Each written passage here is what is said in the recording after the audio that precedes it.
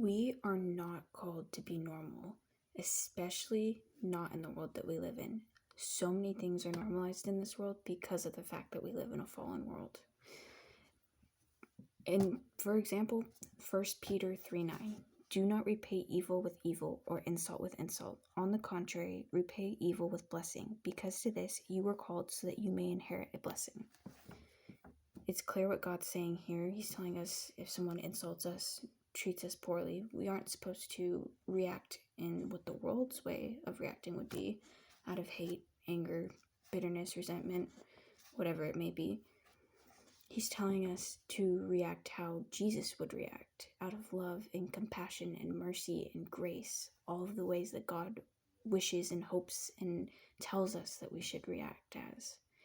And by doing so, his hope is that those people that hurt us or insulted us in some way will see something different about us and see God through our actions, because then that plants seeds in them, and those seeds, while they may not realize it right then and there when they hurt you, it could be days, months, years down the road, they could realize from their actions and maybe other actions that they've done that they were in the wrong and that they should not be treating others that way, and that that's not showing compassion and love and kindness to others.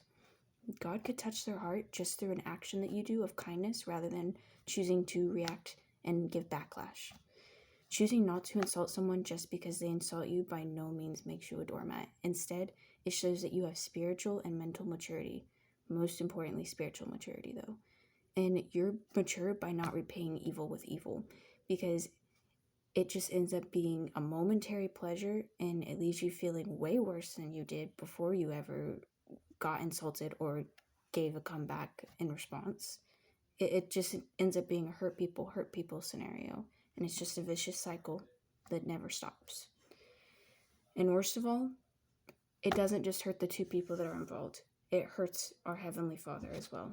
It hurts his heart to see his own children bickering and arguing and insulting each other. He created us, he created you, he created me, he created all of us, and he expects us to love our neighbors as ourselves. How are we supposed to show God's love to others if the second we get insulted by someone, our first reaction is to turn around and have a witty comeback on hand? God expects us to be spiritually mature and to love others like he loves us, and to give mercy and to give grace and to show that we love each other.